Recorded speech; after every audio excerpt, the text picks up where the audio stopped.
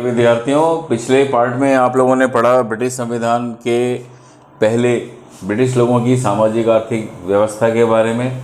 उसके बाद में हम लोगों ने ब्रिटिश संविधान के महत्व को समझा और फिर एक चर्चा हमने और भी की थी जो मैंने बोर्ड पे नहीं लिखी थी, वो हमने चर्चा की थी कि क्या ब्रिटिश संविधान है या नहीं है। क्योंकि कुछ लोग चर्चा ये करते हैं कि है ही नहीं, लिखित रूप में नहीं है। ब्रिटिश जो है संविधान बहुत ही सिंपल है, संविधान की सर्वोच्चता नहीं है। तो हमने उसको भी करा था डिस्कस कि नहीं, ब्रिटिश संविधान नहीं है, ऐसी बात नहीं है। लिखित रूप में नहीं होने के बाद भी ब्रिटिश संविधान अपना अस्तित्व रखता है। आज हम लोग जो सेकंड पार्ट है इसमें हम पढ़ेंगे ब्रिटिश संविधान की विशेषताएं। तो हम शुरू करते हैं ब्रिटिश संविधान। ब्रिटिश संविधान को जब हम पढ़ते हैं तो इसकी कुछ प्रमुख विशेषताएं आती हैं और ये प्रमुख विशेषताएं या प्रमुख लक्षण जो है वो निम्न है। नंबर 1 है विकसित संविधान।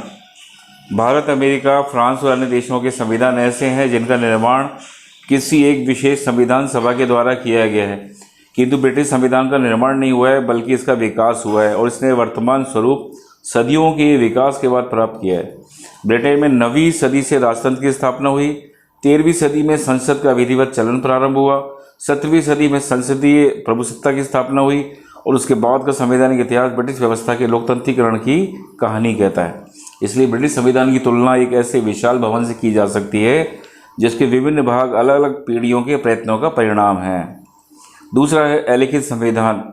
वर्तमान समय में जबकि सामान्यतः ऐसा समझा जाता है कि संविधान आवश्यक रूप से एक प्रलेख डॉक्यूमेंट के रूप में होना चाहिए, ब्रिटिश संविधान अलिखित संविधान का एकमात्र उदाहरण है। अंग्रेज लोग सिद्धांतवादी कम और व्यवहारवादी अधिक होते हैं और इसी कारण उनमें अपने संविधान को लिपिबद्ध करने के प्रति सदैव अनिच्छा रही है।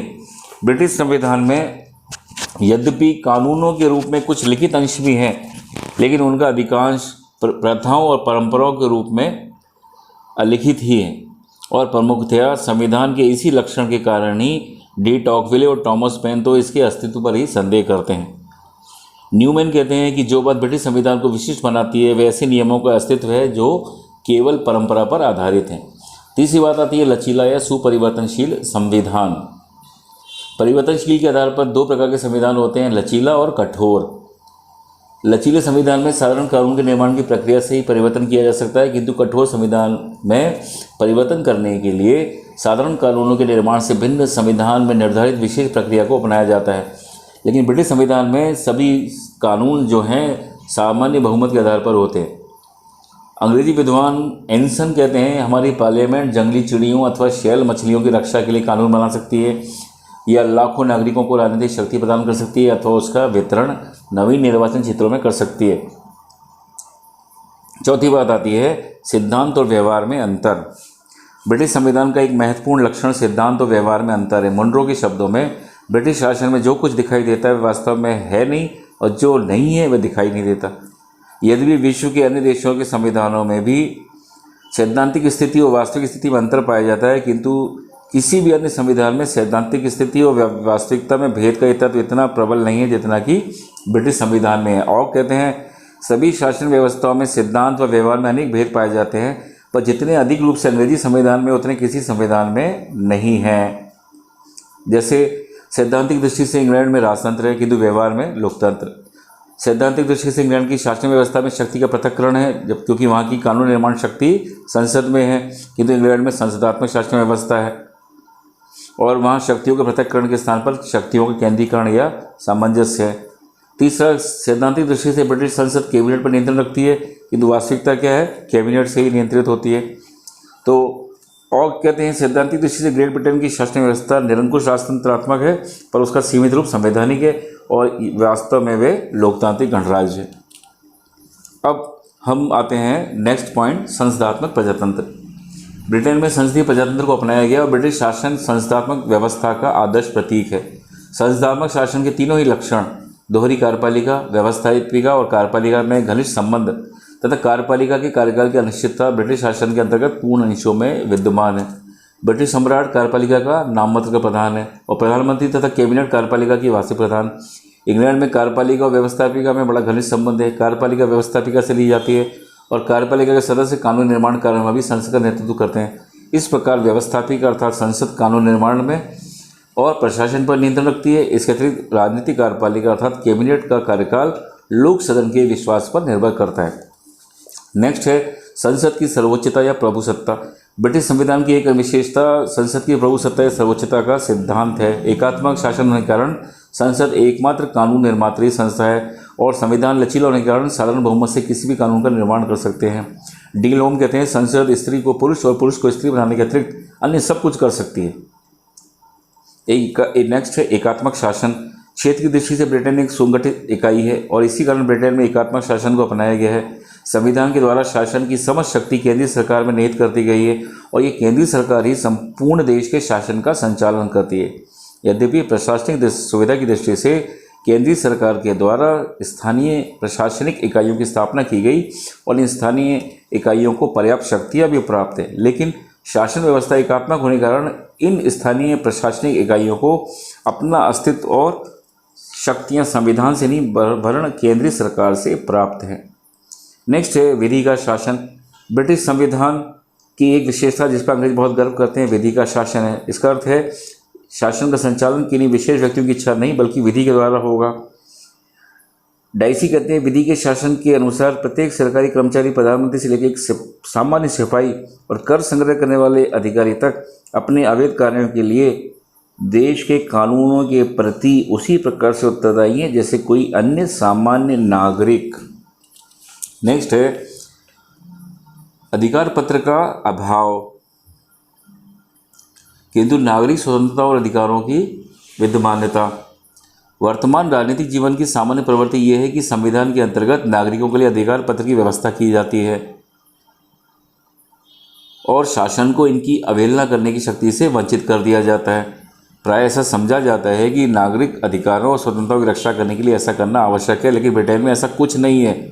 लेकिन तो भी ब्रिटेन के लोगों को बंदी प्रत्यक्षीकरण का अधिकार, शस्त्र धारण करने का अधिकार, आवेदन प्रस्तुत करने का अधिकार, अत्यधिक जुर्माने और अमानुषिक दंड से बचने का अधिकार संसदीय अधिनियमों द्वारा प्रदान किए गए हैं। इसके अलावा अन्य स्वतंत्रता है, भाषण और अभिव्यक्ति की स्वतंत्रता, सम्मेलन और संघ बनाने की स्वतंत्रता भी दी गई है। तो नागरिक इन स्वतंत्रताओं को भोग तब तक कर सकते हैं जब तक कि वे किसी कानून को भंग ना करें या अन्य नागरिकों के ऐसे अधिकारों को आघात ना पहुंचाए। नेक्स्ट है मिश्रित शासन प्रणाली। ब्रिटिश संविधान एक निर्मित वरन विकसित संविधान है। इसी कारण संविधान में विकास के साथ साथ असंगति भी आ गई है। ब्रिटेन की मिश्रित शासन प्रणाली मूल रूप से 3 प्रकार की शासन व्यवस्थाओं राजतंत्र, कुलीन तंत्र और प्रजातंत्र से है।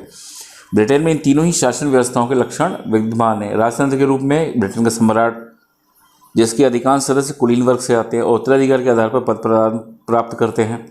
लोक सदन और कैबिनेट लोकतांत्रिक संस्थाओं के प्रतीक है। राजपद और लॉर्ड सभा के होते हुए भी वास्तविकता की दृष्टि से ब्रिटेन में लोकतंत्रीय शासन है। नेक्स्ट है द्विदलीय पद्धति। ब्रिटिश संविधान और राजनीति की एक अन्य विशेषता द्विदलीय पद्धति है। ब्रिटेन में राजनीतिक दलों के संगठन की स्वतंत्रता है, किंतु व्यवहार में पिछले लगभग 3 सदियों से ब्रिटिश राजनीति में लगभग 2 ही राजनीतिक दलों की प्रमुखता रही है। प्रथम महायुद्ध की समाप्ति तक ब्रिटिश राजनीति के 2 दल थे, अनुदार और उदार। महायुद्ध के बाद उदार दल का पतन हो गया और मजदूर दल का उदय हो गया। तो ब्रिटेन के 2 दल प्रमुख है, अनुदार और मजदूर दल। अब नेक्स्ट है सीमित रूप में शक्ति विभाजन का सिद्धांत। शक्ति पृथक्करण सिद्धांत के प्रतिपादक मॉन्टेस्क्यू का विचार है कि ब्रिटिश शासन पद्धति का एक विशेष गुण शक्ति विभाजन का सिद्धांत है।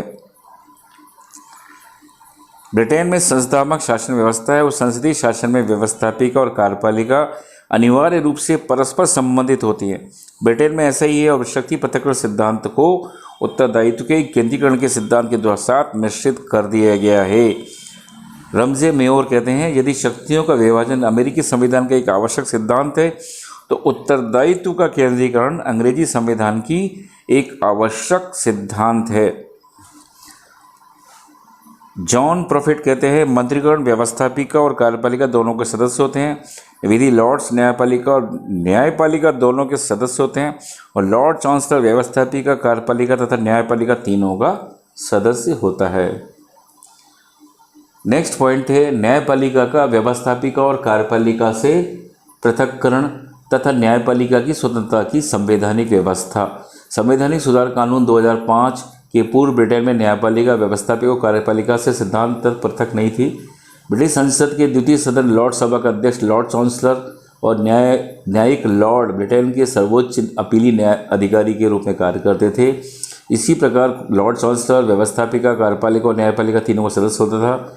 लेकिन कॉन्स्टिट्यूशनल रिफॉर्म्स एक्ट 2005 के आधार पर ब्रिटिश न्यायपालिका को औपचारिक और सारभूत दोनों ही रूपों में व्यवस्थापिका और कार्यपालिका से अलग कर दिया है और अब एक सर्वोच्च न्यायालय और अन्य न्यायालयों की स्थापना की गई है जो व्यवस्थापिका और कार्यपालिका से मुक्त होगा।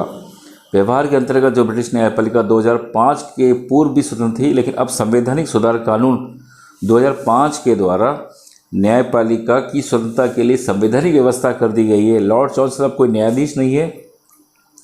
न्यायिक क्षेत्र में लॉर्ड चांसलर की भूमिका समाप्त कर दी गई है और सुधार कानून में कहा गया है लॉर्ड चांसलर या अन्य कोई मंत्री किसी विशेष न्यायिक निर्णय या न्यायपालिका के कार्यों को प्रभावित करने की चेष्टा नहीं करेंगे। तो विद्यार्थियों, ये ब्रिटेन के संविधान की विशेषताएं थी जो आपको समझ में आई होंगी। परीक्षा की दृष्टि से ये बहुत महत्वपूर्ण है और जब हम विश्व के संविधानों को पढ़ते हैं तो ब्रिटेन का संविधान बहुत ही महत्वपूर्ण है, विशेषकर भारत जैसे देश के लिए, क्योंकि हमारे यहाँ भी संसदीय व्यवस्था चल रही है और हमें ब्रिटिश कानून को और व्यवस्था को बहुत हद तक अपनाया हुआ है। बहुत बहुत धन्यवाद।